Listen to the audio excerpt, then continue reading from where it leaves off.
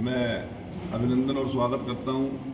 एक ज़रूरी विषय है जो मैं आपके सामने रखना चाहता हूं। 17 मार्च को हमारे हरियाणा प्रदेश के माननीय लोकप्रिय मुख्यमंत्री और वित्त मंत्री हरियाणा सरकार ने अपना बजट पेश किया। ये ऐसा ऐतिहासिक दिन जो हरियाणा प्रदेश की 2,82,00,000 लोगों के हर वर्ग के हित को ध्यान में रखते हुए ये बजट पेश किया। परंतु दुर्भाग्य है, दिशाहीन विपक्ष, नेताहीन विपक्ष, लाचार और बेबस विपक्ष किस प्रकार से जन भावनाओं का मजाक उड़ा रहा है और इस बजट को दिशाहीन, खोखले वादे, आंकड़ों का खेल कह के इस बजट को प्रस्तुत करने जा रहा है।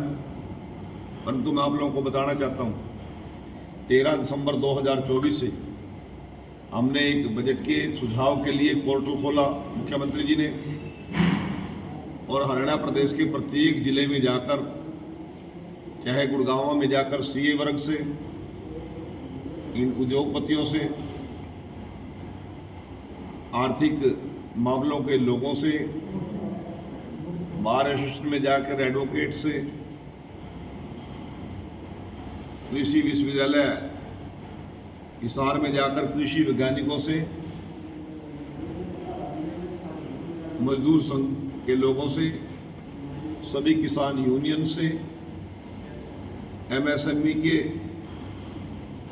सभी साथियों से, अधिकारियों से, प्रदेश के सभी सांसदों से, प्रदेश के सभी विधायकों से, मंत्रियों से, विपक्ष के लोगों से उन्होंने बड़ी 3 महीने की लंबा मैराथन चर्चा की।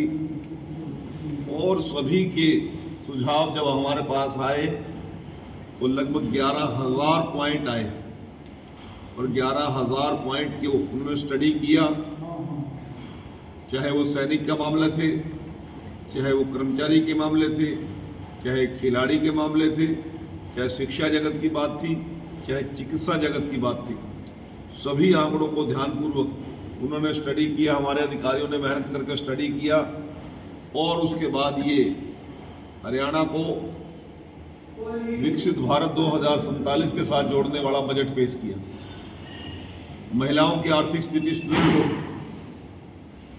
लाडो लक्ष्मी योजना के लिए एक विंडो खोलकर 5,000 करोड़ रुपए का बजट के बीच में प्रावधान करने का काम किया। जितनी हमारी स्वास्थ्य सेवाएं हैं, चाहे हमारी सामाजिक सुरक्षा पेंशन्स हैं, चाहे महिलाओं को 500 रुपये में सिलेंडर देने की बात है, चाहे बहनों का सम्मान के लिए हैप्पी कार्ड देने की बात है, आयुष्मान कार्ड के माध्यम से लोगों को स्वास्थ्य लाभ देने की बात है, नए विद्यालय और विश्वविद्यालय और महाविद्यालय खोलने की बात है, सभी चीज़ों पर बड़ी विस्तार पूर्वक चर्चा करने के बाद हमारे माननीय प्रदेश के मुख्यमंत्री और हमारे वित्त मंत्री हसमुख और सौम्य नायब सिंह सैनी जी ने जो बजट प्रस्तुत किया, उसमें सभी वर्ग के हितों का चिंता की। उनके अनुसार यह बजट प्रदेश की विकास की नई ऊंचाइयों को छुएगा, इससे हर वर्ग को लाभ मिलेगा। यह बजट समाज के हर वर्ग, किसान, युवा, महिला, व्यापारी और मजदूर का ख्याल रखता है। विकास और कल्याण की दिशा में मजबूत कदम, प्रदेश में इंफ्रास्ट्रक्चर, शिक्षा, स्वास्थ्य और रोजगार के लिए मील का पत्थर साबित यह बजट होने जा रहा है। आर्थिक मजबूती करने के लिए अर्थव्यवस्था और मजबूत होगी और आत्मनिर्भरता की ओर यह प्रदेश बढ़ेगा। उद्योगों को किस प्रकार से यहाँ पर आमंत्रित किया जाए, जन संभावनाओं का सम्मान, ये सभी चीज़ें तय करके हमने जो बजट प्रस्तुत करने का काम किया, उसमें विपक्ष, जिनके पास कोई विजन नहीं है, जिनके पास कोई नेता नहीं है, जिनके पास कोई सोच नहीं है, वो लोग हमारे माननीय मुख्यमंत्री के द्वारा पेश किए गए बजट का मजाक उड़ाने में लगे हुए हैं। जब लोगों से पूछकर हमने बजट प्रस्तुत किया, ये केवल वित्त मंत्री और मुख्यमंत्री का अपमान नहीं है, ये उन लोगों का अपमान है जिन सभी संस्थाओं से हमने चर्चा करके ये बजट पेश किया। और जब कांग्रेस जन भावनाओं का सम्मान नहीं करती तो फिर कसूर निकालती है कि ईवीएम खराब थी इसलिए हम चुनाव हारे। परंतु बार बार लोगों का जन भावनाओं के साथ खिलवाड़ करके कोई भी दल सत्ता में नहीं आ सकता। हमने 40 साल तक विपक्ष में देश में और प्रदेश में हम भारतीय जनता पार्टी के लोग रहे, परंतु जहां देश हित की बात हुई, जहां समाज हित की बात हुई, जहां प्रदेश हित की बात हुई, उस गरिमा से कभी भी हम नीचे नहीं आए। हमेशा मजबूती से प्रदेश और जनता के हित के लिए हम लड़ाई लड़ी और अपने महत्वपूर्ण सुझाव विभिन्न सरकारों को हमने देने का काम किया। आज जब से कांग्रेस ने अपनी गरिमा और अपना सम्मान खोने का काम किया है, उसका सबसे बड़ी बात यह है कि वो जनभावनाओं का रूप काम नहीं करती। एसी के अंदर बैठकर, बड़े बड़े महलों और अटारियों में बैठकर वो लोग बयानबाजी ठोकते हैं, ट्वीट करते हैं, परंतु धरातल पर आकर कभी किसी के दुख सुख में शामिल होना, किसी वर्ग की चिंता करना इनके खून में नहीं रहा।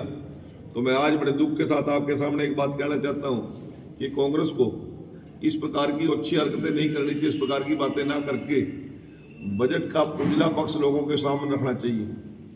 आज मुख्यमंत्री जी के नेतृत्व में हरियाणा चहुमुखी विकास की ओर बढ़ रहा है।